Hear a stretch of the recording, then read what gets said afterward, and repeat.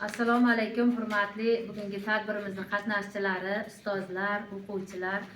Mana bugun biz Kattaqo'rg'on tumanidagi axborot kutubxona markaziga tadbirga tashrif buyurdik, o'zimiz o'quvchilarimiz bilan birgalikda. Buni sababi tadbirimizni bugun ikkinchi kuni O'zbekistonda yoshlar tarbiyasi haqidagi tadbir ekan. Biza o'quvchilar bilan mana kutubxonaga kelib, ustozlar tomonidan tayyorlangan videoroliklarni tomosha qildik. Bir-biridan qiziqarli, chiroyli kitoblarni ko'rdik, o'qidik, o'rgandik. O'zimizga kerakli kitoblarni o'qish uchun oldik. Albatta kitob kishilarni ma'naviyatini oshiradi. Biz ta'lim olish bilan birgalikda tarbiya ham olamiz. Ana shu tarbiya olishimizda kitoblarning o'rni beqiyos hisoblanadi. Mana bugun yangi O'zbekiston yoshlari deb nomlangan, yoshlar tarbiyasiga bag'ishlangan tadbir bo'lyapti. Albatta yoshlarimiz bilim bilan, ta'lim bilan birgalikda tarbiya ham olamiz maktabda. Tarbiyani albatta kitoblardan olamiz. O'quvchilar, bolalarim, men sizlarga misol uchun Xudoyberdi To'xtaboyevning asarlariga to'xtalib o'tsak, men o'zim ham sizlarning yoshlaringda juda ham ko'p asarlarni o'qib chiqqanman.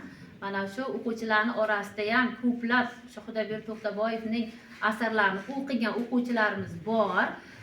Mana shu kitoblardan qarang, biz faqatgina kitoblardagi voqealarni o'rganish bilan to'xtab qolmaymizda, ahamiyat bergan bo'lsangiz, O'zbekistonimizning geografiyasini ham juda ham yaxshi o'rgansak bo'ladi, to'g'rimi? Kim o'qigan mana?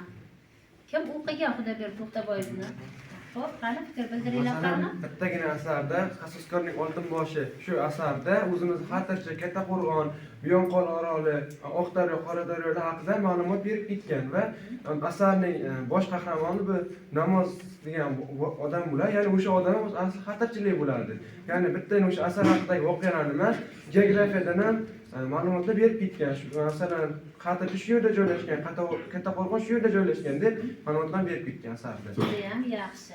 Mana ko'rdinglarmi, faqatgina biz badiiy ma'lumotlarni emas, fanlarimizga oid tarixiy, geografik ma'lumotlarni ham olsak bo'ladi badiiy kitoblardan, to'g'rimi?